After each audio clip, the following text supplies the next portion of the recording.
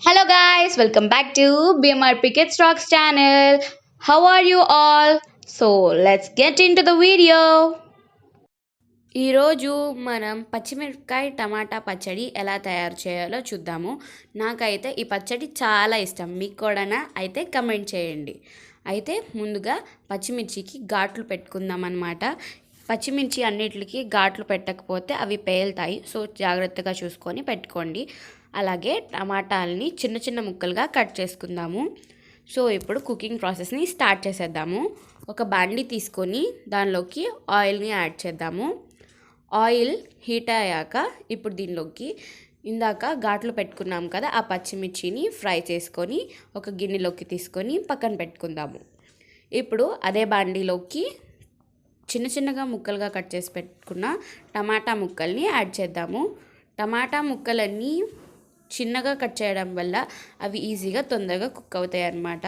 So ఇప్పుడు దీనిలోకి కొద్దిగా చింతపండుని యాడ్ చేద్దాము. టేస్ట్ పెరుగుతుందన్నమాట. చింతపండు యాడ్ చేయడం వల్ల కొద్దిగా యాడ్ చేయండి, ఎక్కువ యాడ్ చేస్తే పుల్లగా అయిపోతుంది. సో చూస్తున్నారు కదా, టమాటా ముక్కల్లోంచి వాటర్ అంతా బయటికి వస్తుంది. టమాటా ముక్కలన్నీ చక్కగా మగ్గిపోయేంత వరకు ఫ్రై చేయాలి. సో ఇప్పుడు మనం పచ్చిమిర్చిని మిక్సీ పట్టుకుందాము. ఒక మిక్సీ జార్ తీసుకొని దానిలోకి పచ్చిమిర్చిని, సాల్ట్, జీలకర్ర, అలాగే వెల్లుల్లిపాయలని యాడ్ చేయండి. వీటన్నిటిని యాడ్ చేసిన తర్వాత ఒకసారి మిక్సీ పట్టుకోండి.